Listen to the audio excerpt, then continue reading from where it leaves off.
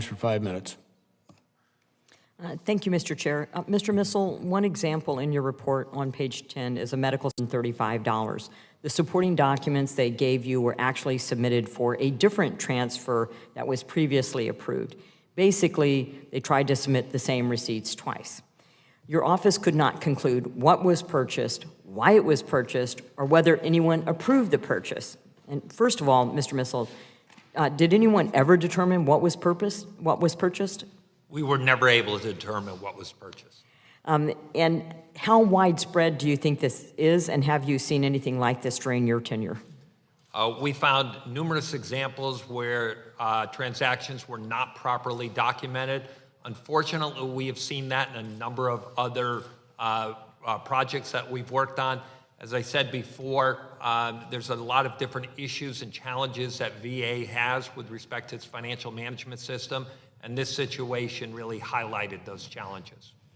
Thank you. Mr. Rakowski, the IG estimated that 10,064 CARES Act purchases, these are purchases, not dollars, 10,064 purchases worth $187.2 million had problems.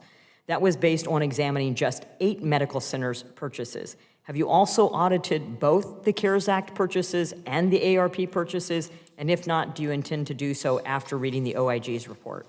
Thank you. The IG does great work. We are a close partner with them. The things they've identified are things that we've known for some time. But I want to be clear that it's not the, it's not the Wild West. This is somewhat alarmist, and let me give you some context. Things were exacerbated, there's no question, by the pandemic, and are. I would rather be here explaining to you why we don't have a receipt than why we harmed a veteran. This is one way to look at it. But the crux of the issue is, the accounting system is old and it requires a lot of manual processes. It's very heavily manually intensive. And so we have people of different skills, motivation levels that may or may not follow the policy.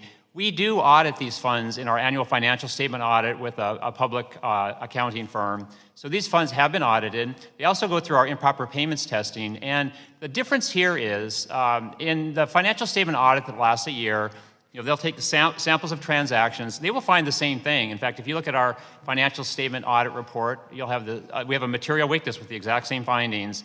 But they frequently will go a little bit deeper to see if the core of the foundational accounting transaction is solid.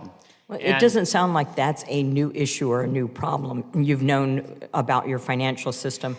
And as the chairman said, our duty is to make sure dollars, when we're appropriating record amount of dollars, so not just in COVID money, not just in ARA money, in record increases in the VA's budget the past 2 years in a row. We need to be able to account for those and do proper oversight. So, Mr. Rakowski, when did the president end the COVID-19 national emergency?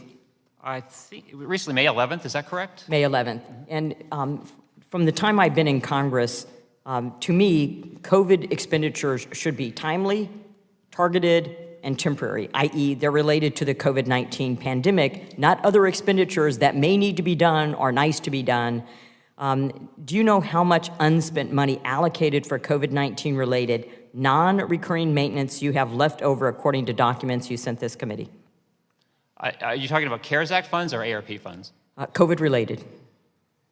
I would have to get that for you. I think we've obligated CARES Act like 99.6%, and I think we have about $500 million of the ARP, and then I think for the Families First, it was 99.8%. But I have 1.17 billion. So let me. Is left? It's a lot of money, and the VA issued 41,000 iPads to veterans for virtual health care appointments. Seemed to be an appropriate expenditure. Unfortunately, only half of those were ever used for a healthcare appointment. So the IG has also noted that the VA has not attempted to retrieve many of those unused iPads valued at $6.3 million. Does the VA plan on getting these back if they aren't being used for a virtual appointment? So I would have to take that, that's a little bit out of my lane. I have to take that for the record. I don't know if our other witnesses, Robert, if you have. Yes, Congressman. I'm Rob McDivitt. I'm the Vision Director from Vision 23, so I have the great state of Iowa in my network.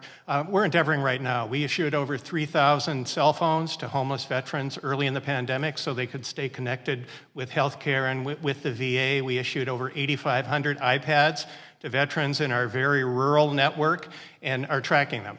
Not all of them have been used, and we've put a process in place to contact the veteran, make sure that they use their device, or we retrieve it. So we're endeavoring to do that, but we did put them out as quickly as possible to make sure that veterans remain connected to VA. Yeah, I think retrieving the unused devices would be an appropriate utilization of your time. Thank you, and I yield back.